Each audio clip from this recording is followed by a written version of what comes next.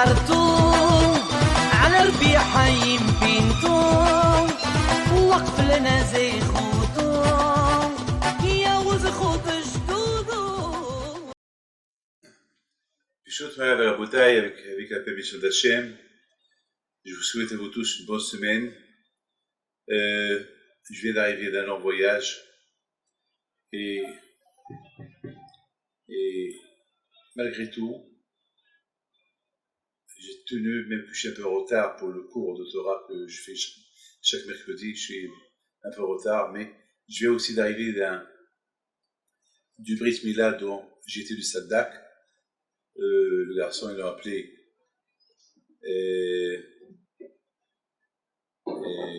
Eliam Gabriel Nissim.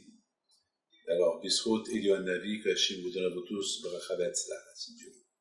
Donc, dans la paracha de Foukat, la Torah nous raconte, plus ou moins, lorsque Aaron HaKohen est décédé, il est mort, et puis les Juifs, ils avaient soif,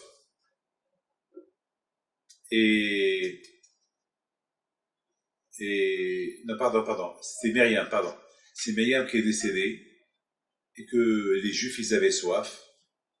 Alors déjà de là, on apprend une chose, que dans le désert, il y avait 3 grandes tzadikim, 2 hommes et une femme.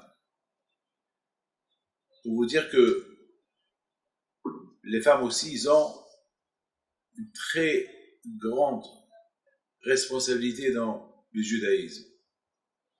Donc pour les femmes, ils avaient Myriam et Nivea, Myriam, la sœur de Moshe et Aaron. Pour les hommes, ils avaient Moshe et Aaron, bon, parce que n'oubliez pas que les hommes, ils ont plus de mitzvot que les femmes, donc ils avaient besoin de 2 personnes. Et en plus, parce que les hommes, ils sont très durs et difficiles, donc ils avaient 2 hommes pour les maîtriser, pour les corriger. Alors que les femmes, ils sont gentils.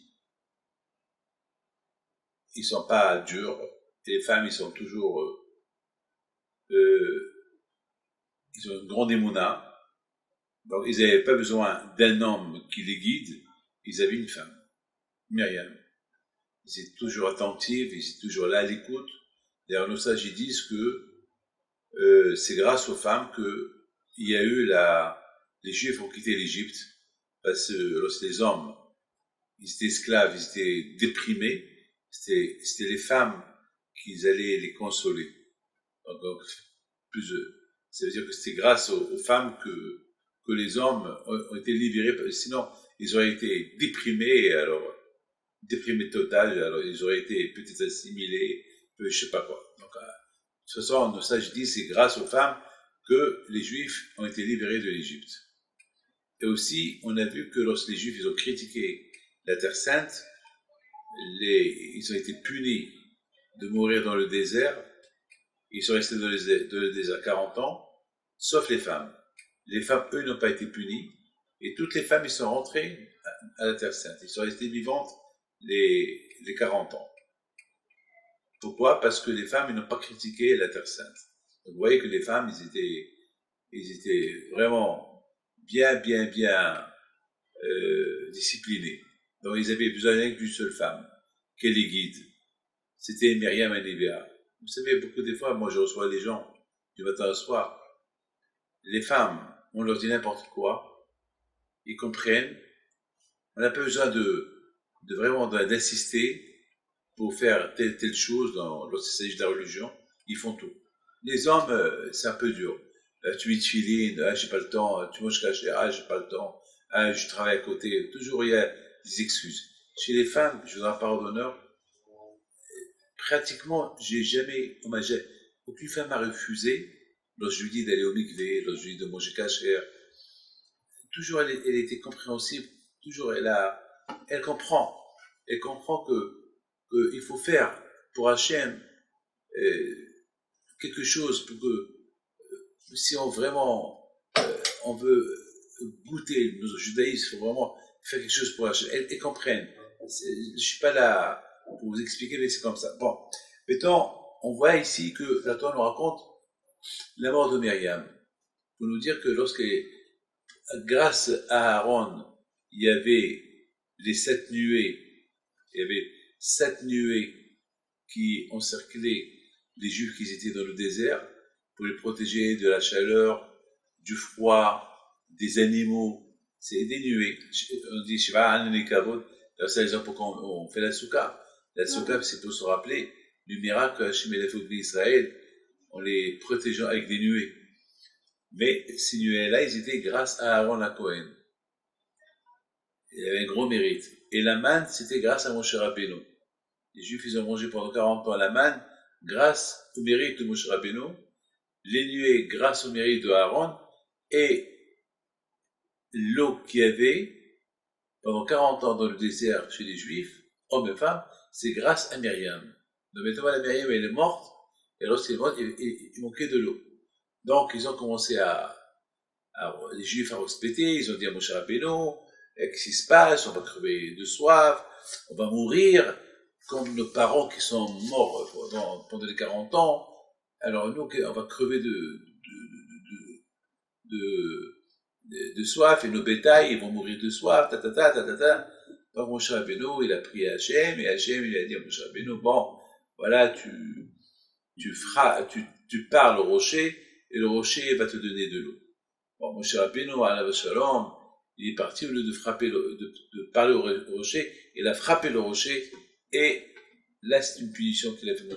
Là, c'était une faute qu'il a fait Moshe Rabbeinu, parce qu'il fallait qu'il parle, et non pas frappé. Donc, il a été puni, lui et Aaron, qui sont, je leur ai dit, puisque vous avez fait ça, alors, vous n'allez pas rentrer en Israël, vous allez mourir en dehors d'Israël. Bon, maintenant, voilà, en 2 mots, ça c'est la paracha de Chukaz. Et la Torah, elle continue, elle nous raconte. Il nous raconte que maintenant, ils arrivent, ils continuent. Maintenant, ça y est, maintenant, pendant 40 ans qu'ils étaient au désert, tous les Juifs qui ont critiqué la Terre Sainte, ils sont morts. Maintenant, c'est la nouvelle génération qui est née dans le désert, qui sont plus ou moins, gentils, disciplinés. C'est une autre génération. C'est pas comme les parents. C'est des gens bien. Ça, et maintenant, ils ont compris que leurs parents, parce qu'ils ont fauté, ils sont morts. Maintenant, c'est eux maintenant qui vont rentrer en Israël. Bon, tout est bien. Maintenant, voilà, ils ont commencé. Il s'est passé quelque chose. Bon, il s'est passé quelque chose. Au départ, ils ont crié parce qu'ils avaient soif. Alors, Hachem a dit à Moshe Rabbeinu, oui, ils ont raison, les pauvres. Hein, ta sœur, elle est morte, et l'eau, elle a disparu. Pourquoi l'eau, elle a disparu? Parce que c'était important que les Juifs, ils sachent que c'était grâce à Myriam qu'ils avaient de l'eau pendant 40 ans. Après, le Béar Myriam, il est retourné, mais comment voulez-vous que les Juifs, ils sachent qu'il fallait qu'ils sentent le manque de l'eau pour comprendre, c'est grâce à Myriam qu'on avait pendant 40 ans l'eau dans le désert. Bon, Hachem, il a dit à Moshe Rabbeinu, bon, les pauvres, ils savaient pas que c'était grâce à Myriam. Bon, maintenant, il fallait pas leur crier, ils s'agissait avec eux. Bon, à Kolpanim, maintenant, voilà, les choses, ils sont rentrés en ordre. Moshe Rabbeinu, il a frappé le rocher, et le rocher lui a donné de l'eau, et Moshe a été puni. Bon, maintenant, tout est en règle. Maintenant, on approche à rentrer en Israël. Voilà, maintenant, il se passe, la Torah nous raconte, voilà, ils arrivent à Édom. Édom, c'est la frontière de la terre de Édom. Édom, c'est la terre que Hachem a donnée à Esav. Vous savez qu'il y avait 2 frères, Yaakov et Esav. Esav ne voulait pas être esclave en Égypte, donc il s'est séparé de Yaakov, son frère. Donc Yaakov, c'est lui qui a reçu la Torah, c'est lui qui est parti en Égypte et fait esclave, est devenu le peuple, de sa descendance, sont devenus le peuple qui a reçu la Torah. Donc Esav, c'est Édom, et voilà. Maintenant, pour entrer dans et Esav, il n'a pas voulu habiter en Israël. Pourquoi? Il n'a pas voulu habiter là-bas parce qu'il savait que la Terre Sainte, il y a là-bas beaucoup de mitzvot qui sont liés avec la Terre Sainte, lui, il ne voulait pas. Donc, puisqu'il ne voulait pas, donc quand je lui a dit, bon, puisque tu ne veux pas, je te donne une autre terre. Et Hachem, il a aidé Esav à avoir une autre terre. Ça s'appelle Édom ou Esav. Ça s'appelle la terre de Esav. Elle s'appelle Édom. Et il n'était pas loin de la Terre Sainte, c'était à la frontière. Et donc, pour entrer dans la Terre Sainte, il faut traverser la frontière. Il faut maintenant passer par la terre de Édom. Voilà, maintenant Moshe Rabbeinu, il envoie des messagers à la terre de Édom, chez le roi de Édom. Il lui a dit, voilà, on était frères. Il y avait Esav et Yaakov, c'est des frères. On est maintenant, vous et nous, on est des cousins. Ah, maintenant, voilà, vous savez ce qu'on a souffert en Égypte, et on était esclaves, et Hachem nous a libérés de l'Égypte, nous a donné la Torah. Et maintenant, on va rentrer maintenant à la Terre Sainte que le Hachem, il nous a promis. Il ne vous l'a pas promis à vous parce que vous n'avez pas voulu rester dans la Torah parce que vous savez que habiter dans la Terre Sainte, il y a des mitzvot qui sont liés avec la Terre Sainte et vous n'avez pas accepté. Donc, malgré tout, Hachem vous a donné la terre. Mais malheureusement, cette terre-là, elle est au milieu. Maintenant, elle est en face de nous.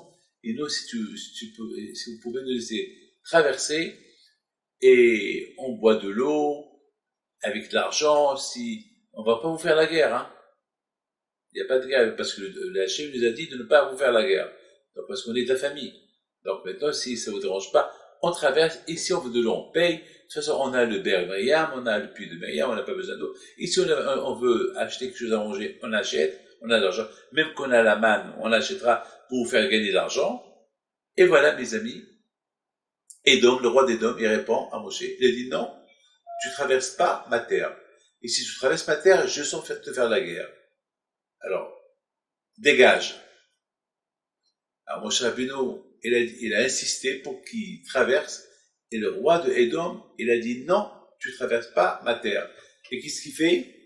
Il prépare son armée, il sort faire la guerre aux Juifs. Bon, Moshe Rabbeinu, qu'est-ce qu'il a fait? Il a fait un détour. Ils ont fait un grand détour pour ne pas traverser la terre de Édom. Ça, c'est en 2 mots l'histoire qui s'est passée. Maintenant, mes amis, j'ai une question qui se pose. Vraiment, j'ai une grande question. Moshe Rabbeinu, c'est un prophète. Moshe Rabbeinu, il sait que le roi d'Édom, il ne va pas accepter de laisser traverser. Alors pourquoi Moshe Rabbeinu a fait ça?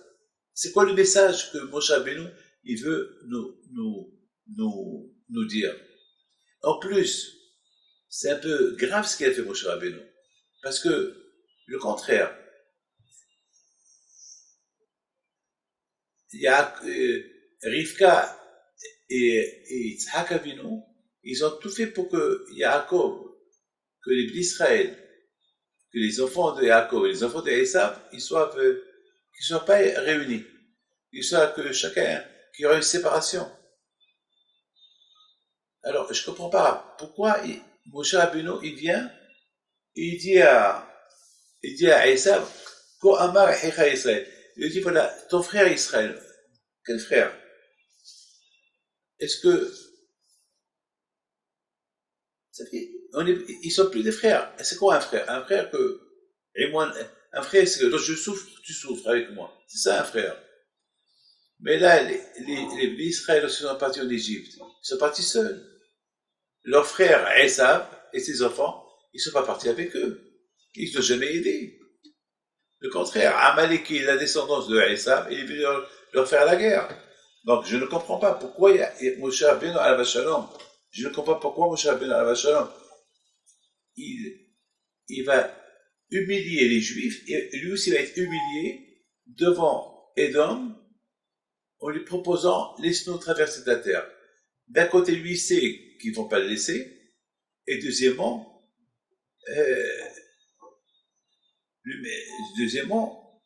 les appeler frères. Depuis quand ils sont mon frère?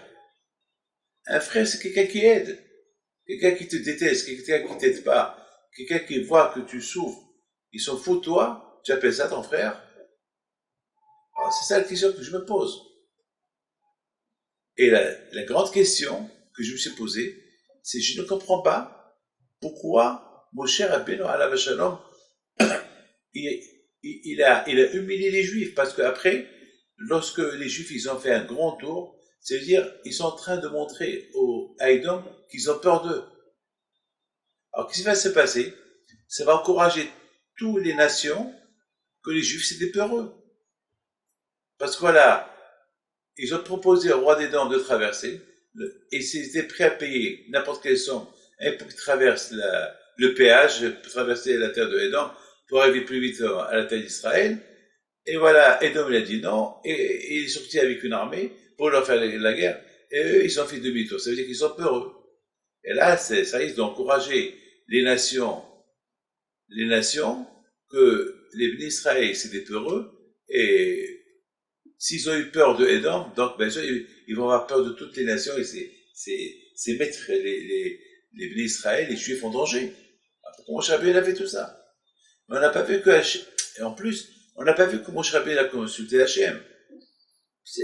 La Torah, elle nous raconte ça en deux mots. Donc je ne comprends pas pourquoi tout ça. Alors les Juifs, ils étaient obligés de faire demi-tour, les pauvres. Et après ça, Aaron il est mort. Et après ça, la Torah elle nous raconte que voilà, la guerre elle a commencé. Les Canaan, le roi de Arad il est venu faire la guerre aux Juifs. Bon, les Juifs ils ont gagné la guerre, mais quand même voilà les conséquences de ce détour qu'il a fait Moshe Rabbeinu. Moshe Rabbeinu il a montré qu'il est peureux. C'est vrai que il y a des messages dans tout ça. On va essayer de comprendre. Et maintenant, le plus grave, c'est plus tard. Plus tard, lorsque les Juifs, ils ont fait un grand détour, parce qu'ils ont vu que le roi d'Édom, il ne veut pas les laisser passer, donc ils étaient obligés de faire un grand détour. Les Juifs, ils ont commencé à rouspéter, ils ont commencé à crier. Oui, pourquoi Moshe, tu nous fais tout ça?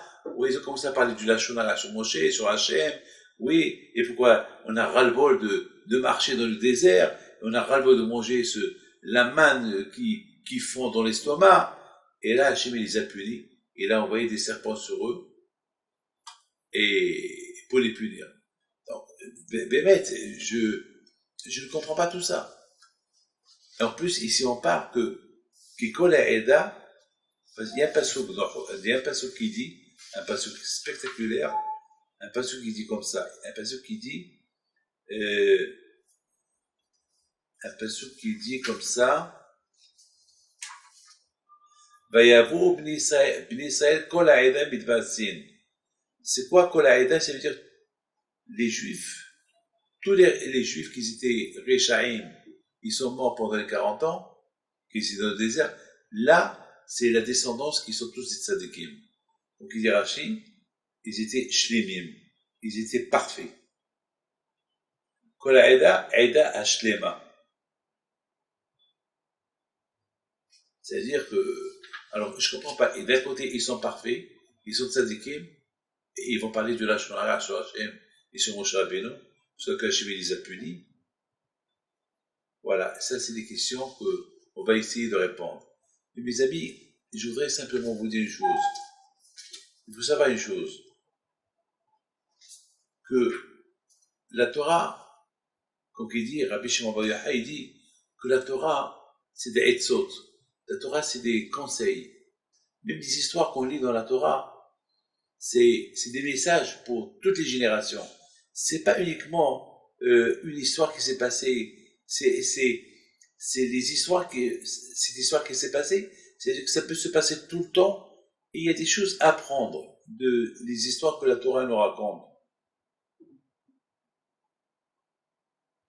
Tout d'abord, il faut savoir une chose. Et la chose qu'il faut savoir est que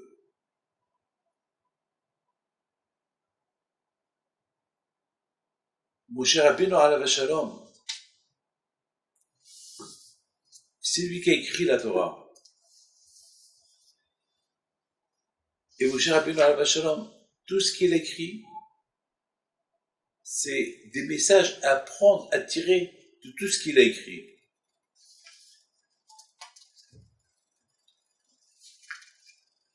Au départ, la Torah nous raconte la mort de Myriam. Pourquoi la Torah? Maintenant, je voudrais bien vous expliquer en ordre. On a parlé de la mort de Myriam. Pourquoi la Torah nous parle de la mort de Myriam? C'était pour que les Juifs, ils ont la reconnaissance. Parce que pendant 40 ans, ils ont bu l'eau par le mérite de Myriam. Il faut la reconnaissance, il faut dire, beaucoup des fois, à force de faire du bien à quelqu'un, on s'habitue. Parce qu'on lui dit même pas merci. Donc c'est important que les Juifs, ils sachent que pendant 40 ans, l'eau qu'ils ont bu, c'était grâce à Myriam. Maintenant qu'il n'y a plus de l'eau, ils ont compris que c'est grâce à Myriam, donc ils ont fait tous les honneurs pour Myriam. Bien sûr, ils ont fait un grand respect, bien sûr qu'ils ont fait un grand caveau pour sa mémoire. C'est très important, parce que Hachem, il veut que chacun qui reçoit du bien et service d'un autre, il faut qu'il soit reconnaissant. Donc c'est important ça. Donc c'est la raison pourquoi, beaucoup de fois on rentre dans une synagogue, on trouve la synagogue parfaite. Il y a eu quelqu'un qui l'a arrangée. Il y a beaucoup de gens qui donnent pas un don à la synagogue, ils donnent rien du tout, et ils rentrent à la synagogue, ils vont utiliser la lumière, la clim, en hiver le chaud, ils vont boire, ils vont manger, ils font partie de la communauté, il y a le rabbin, il y a le païtan, ils profitent de tout, ils donnent pas un centime à la synagogue. Mais au moins, la reconnaissance. C'est tout. C'est tout. Bon, voilà. Grâce à Dieu, Baruch Hashem, quelle belle synagogue j'ai. Merci à Hashem qu'il y a des gens ici qui sont généreux, que eux, ils peuvent se permettre de donner, et moi, j'en profite. Merci à Hashem. Au moins, alors, pour cela, il peut quand même, au moins que merci. Au moins que reconnaître. C'est pas qu'il donne rien du tout, et en plus, il dit même pas merci. Non. Donc ça c'est important, ça c'est un message déjà que la Torah il a voulu nous enseigner. Le deuxième message que la Torah est venue nous enseigner, un message extraordinaire. C'est écrit dans la Torah que lorsque les Juifs, ils ont vu qu'il n'y a plus d'eau, ils ont compris que c'est grâce à Myriam, tout ça. Donc, a priori, ils auraient dû être un peu compréhensifs. Maintenant qu'il n'y a plus de l'eau, alors il faut prier à Hachem que l'eau revient. Ils savent que dans le désert, ils vivaient qu'avec des miracles. Ils peuvent prier à Kadosh Baruch Hu. Pour que Hachem il fait un miracle. Ils peuvent s'ils veulent. Vous savez, mes amis, lorsqu'on demande à Kadosh Baruch Hu, il donne. Beaucoup de fois, sans que l'on demande, Hachem il nous donne. Moi, ce matin, il y avait les grèves de route ce matin. Et depuis hier, je prie à Hachem que Hachem y mette que je trouve l'autoroute vide, aller-retour. J'ai 2 cours de Torah aujourd'hui. Et je dois pardonner. Beaucoup de gens m'ont dit ne prends pas ces routes-là parce que avec la grève, ça va te prendre toute la journée sur les routes.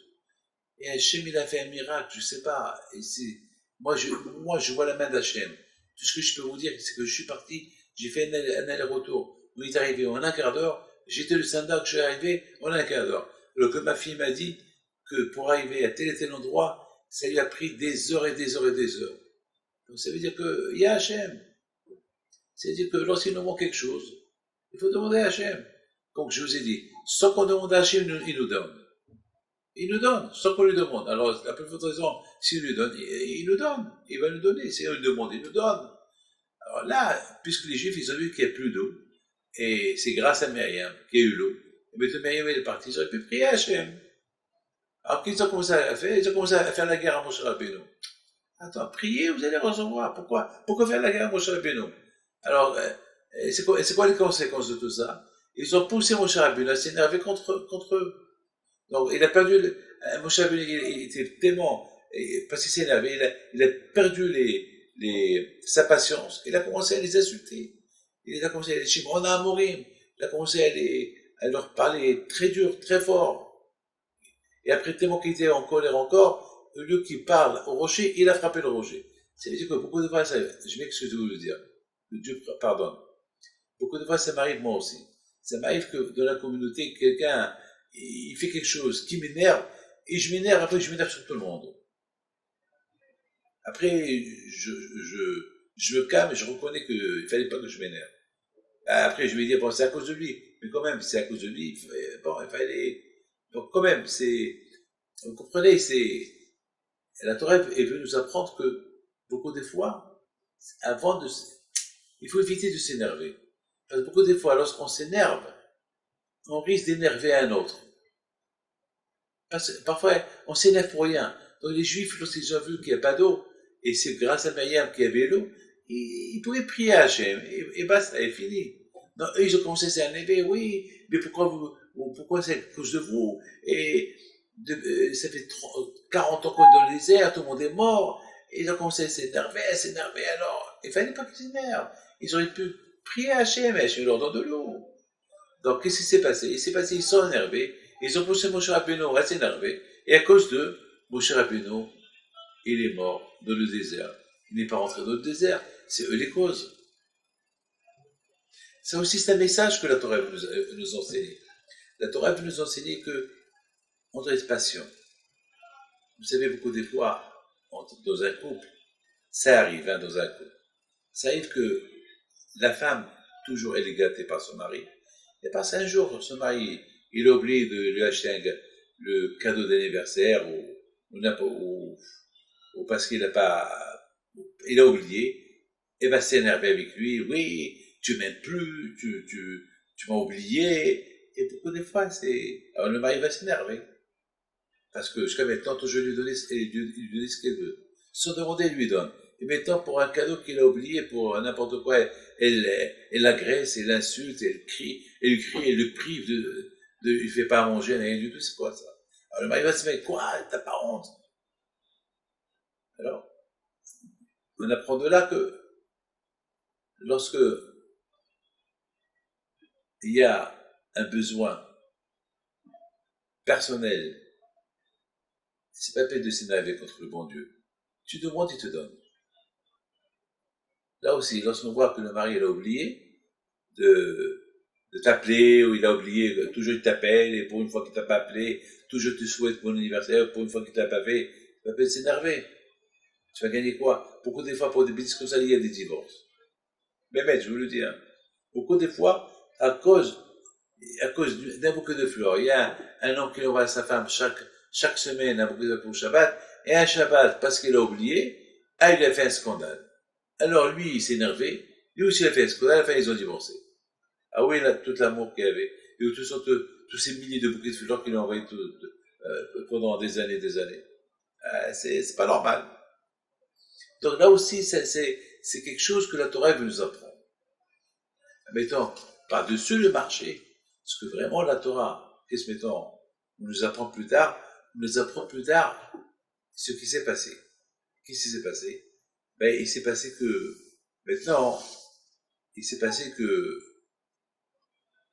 Moshe Rabbeinu maintenant, lorsqu'il sait qu'il ne va pas rentrer en Israël, Moshe Rabbeinu, il fonce vers Israël pour au moins accompagner les Juifs jusqu'à la frontière. Là aussi, on voit la grandeur de Moshe Rabbeinu. Il entend, il voit que Aaron, son frère, il est mort. Ça y est, le pauvre. Aaron, il est mort. Sa sœur, elle est morte, Myriam. Maintenant, lui, ça y est. Lui aussi, il va mourir, il va pas rentrer en Israël.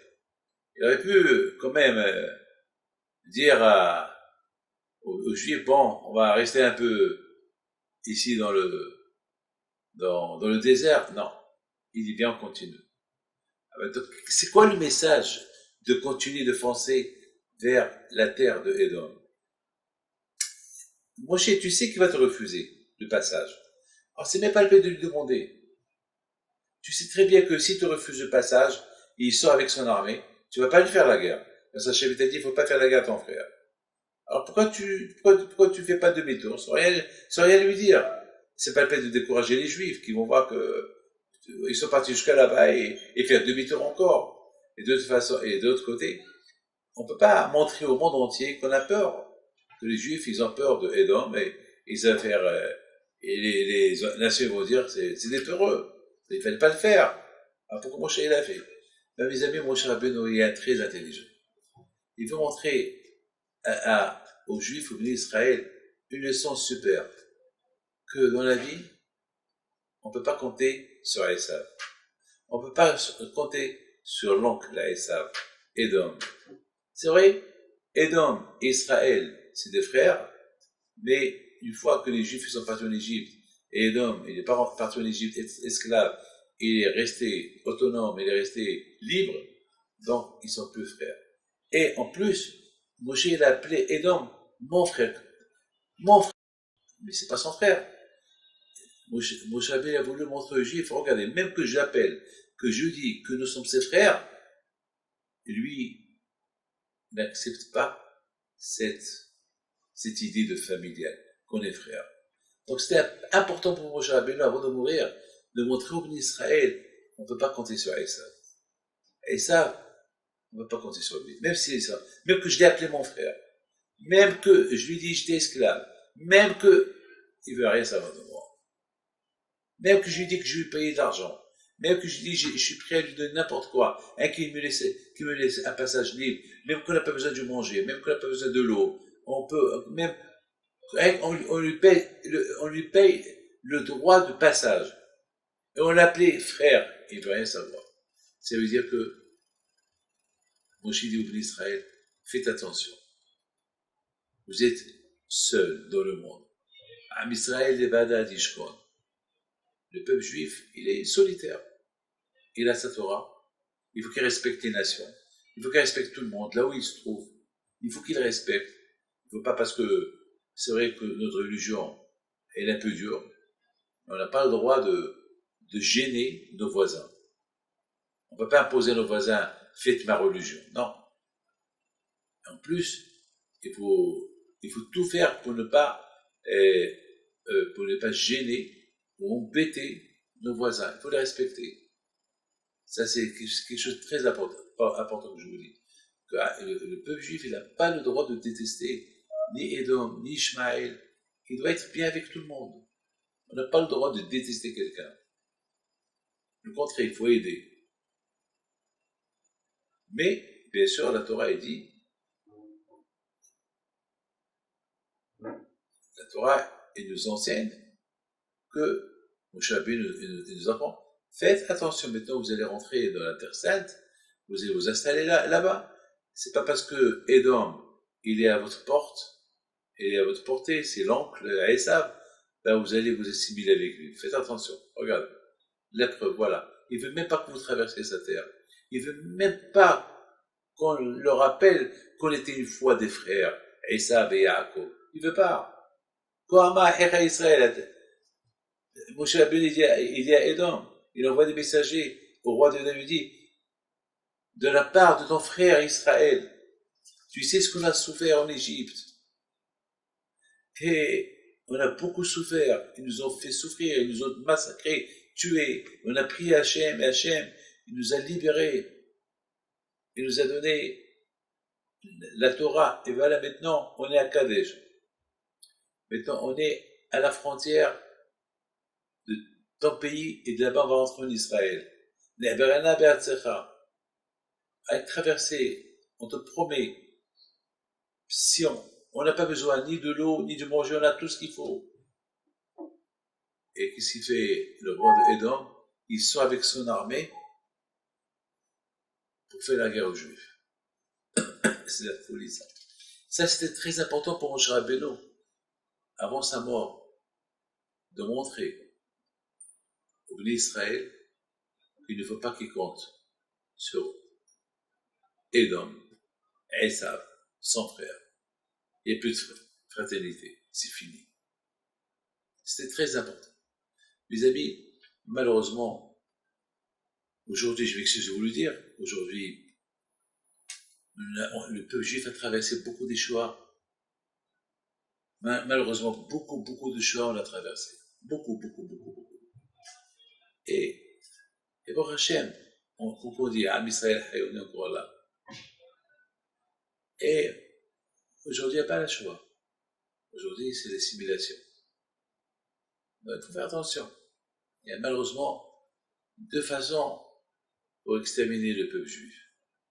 Ou la façon de l'assimilation, ou une Shoah.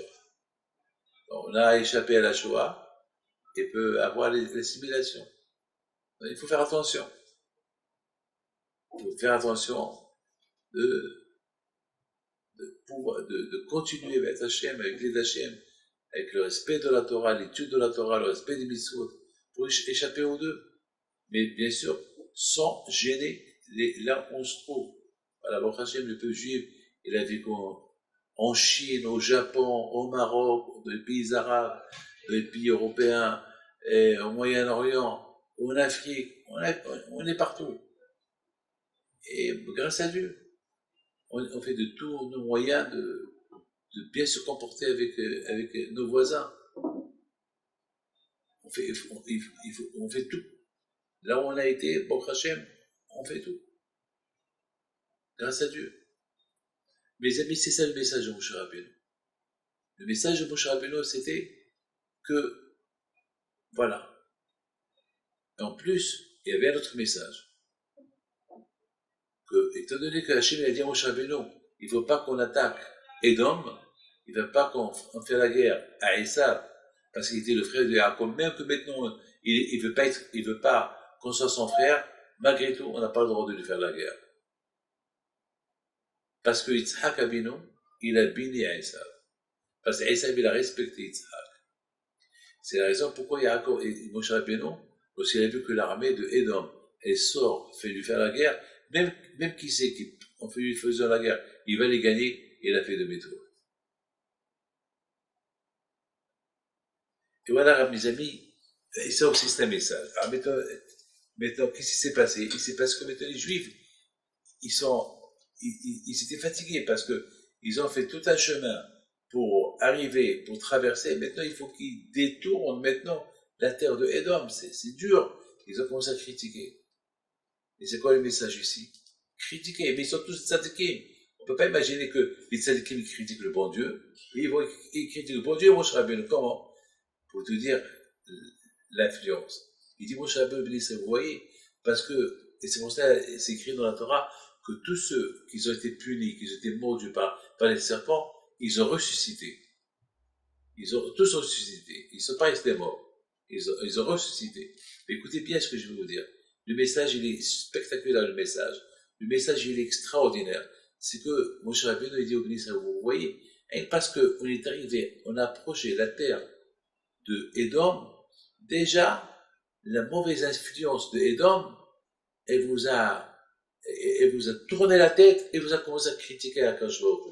De là, on apprend que combien l'influence, elle est mauvaise. Vous savez que Arizal Akadoshi dit, on n'a pas le droit de voir le tarif. Par exemple, tu passes devant une boucherie non cachère, c'est péché de voir. Pourquoi? Parce que ce qui n'est pas cachère, il est tamé, il est impur. Et lorsque tu vois qu'il n'est pas cachère, donc tu tires vers toi l'impureté. Et là, ça risque d'infecter ta tête, que Dieu préserve. Une fois, j'étais dans un avion et j'avais des mauvaises idées. Je vous donne ma parole d'honneur. J'avais des mauvaises idées. Alors, j'ai essayé je me suis levé. Parce que vous savez que derrière mon siège, il y a une télévision. Que mon voisin est mort, derrière moi. Alors que je me suis levé et j'ai commencé à marcher. Et malheureusement, ce monsieur-là qui est derrière moi, il était en train de voir un film très très sale.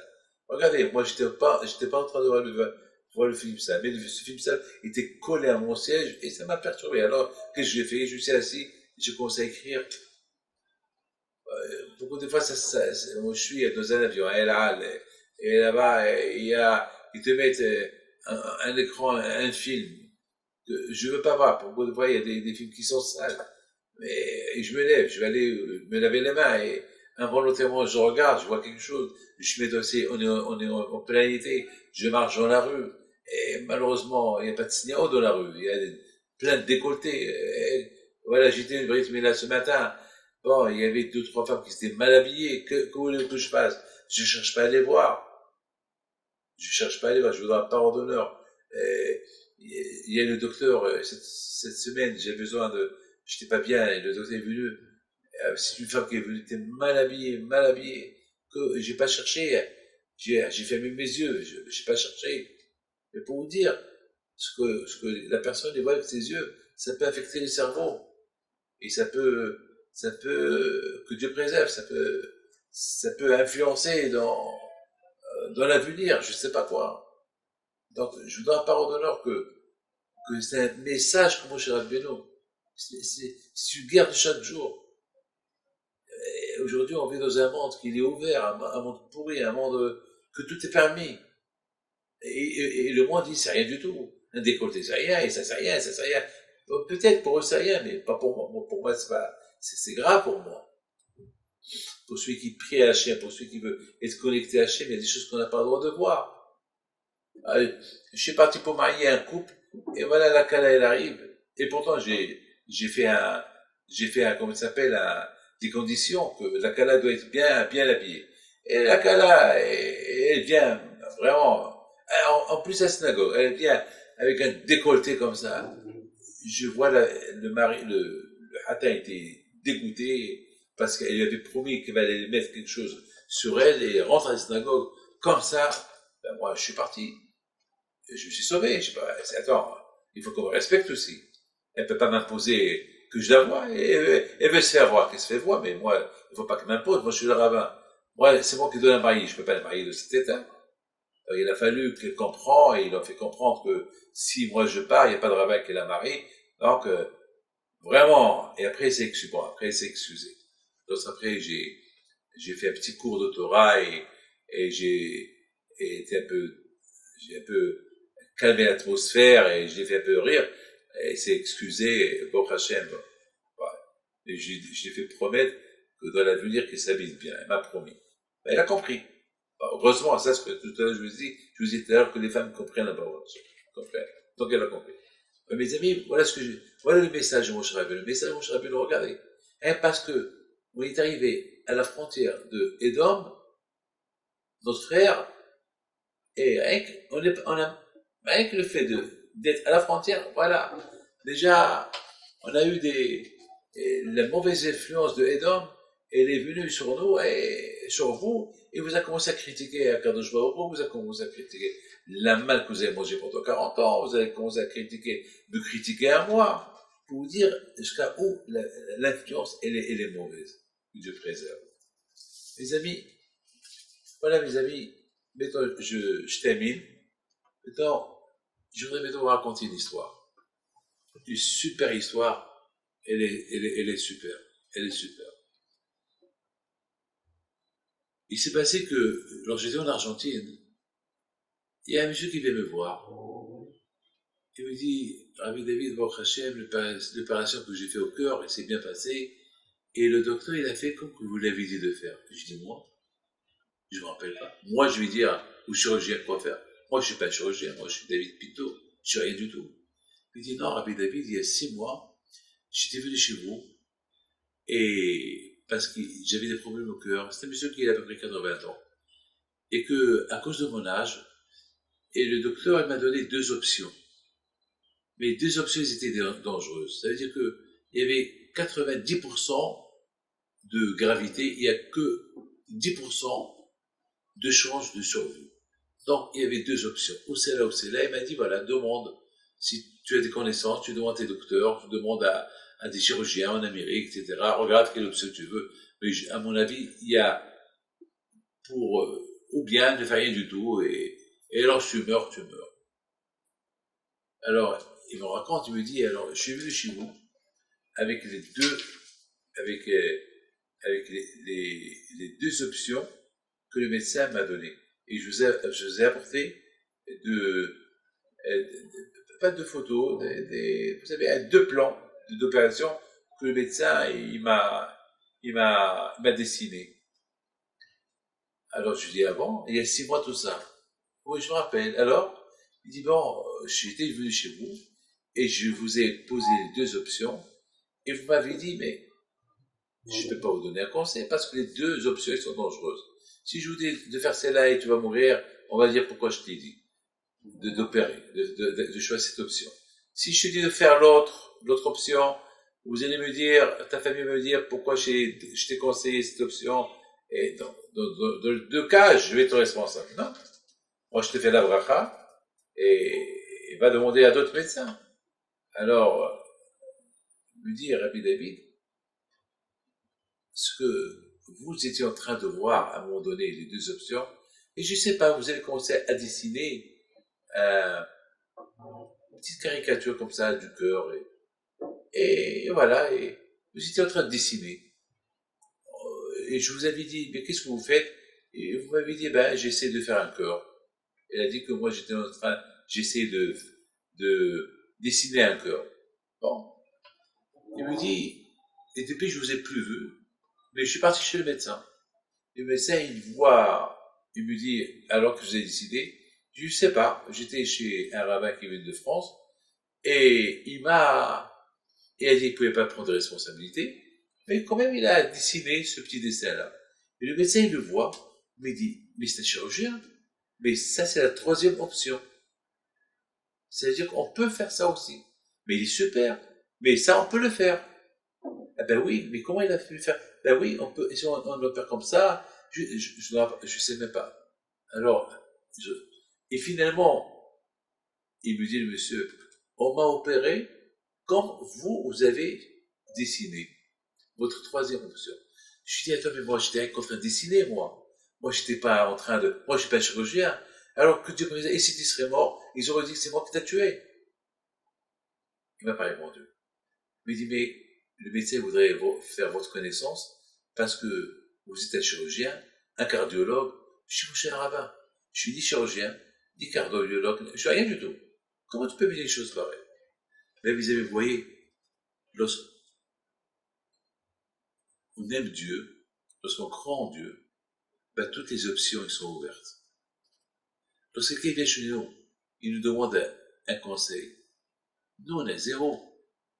On est 0 plus 0 égale 0. Quel conseil on va lui donner? Nous, on n'est pas cardiologue, on n'est pas dans la finance, on n'est pas rien. On prie, on fait prière. Eh ben, quand je retrouve beaucoup des fois, à travers la prière, il peut nous donner des conseils.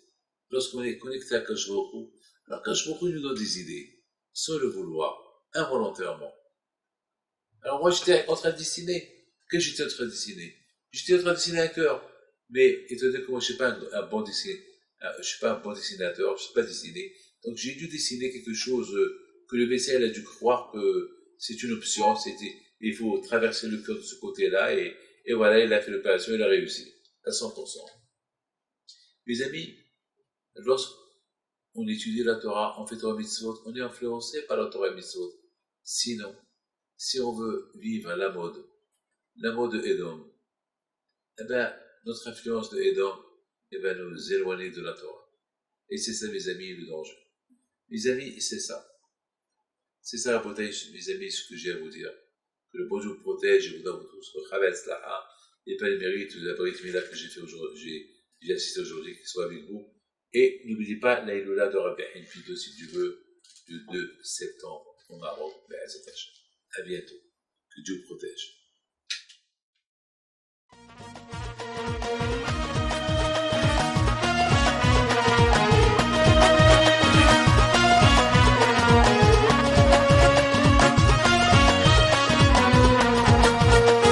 نوضو يا ناس صغار